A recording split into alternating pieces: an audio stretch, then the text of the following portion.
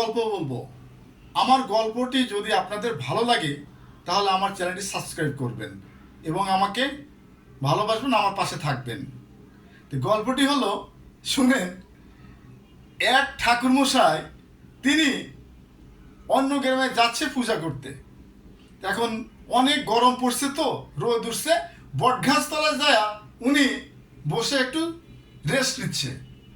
তে সামনে আবার এই বসে থাকা অবস্থায় দেখে যে একটি নারকেল গাছ, অনেকগুলো নারকেল ধরে আছে। তো উনি তো বট গাছ তলায় বসে আছে, তো ভাবতেছে যে আল্লাহ এইখানে ভুল করছে।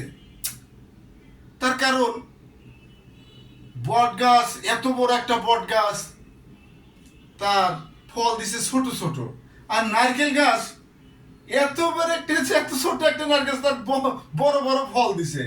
এনে আল্লাহ একটা ভুল করছে।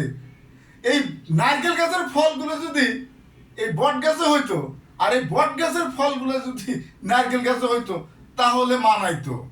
এই কথা বলে ঠাকুর মশাই যখন উপর দিকে তাকাইছে, আল্লাহর কুদরতে একটা বট গাছের ফল এসে নাকে এসে পড়ছে। তো কইতেছে ঠাকুর বলতেছে, না রে, আল্লাহ ঠিক কাজ করছে।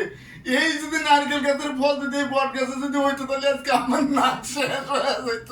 আল্লাহ ঠিক কাজই করে।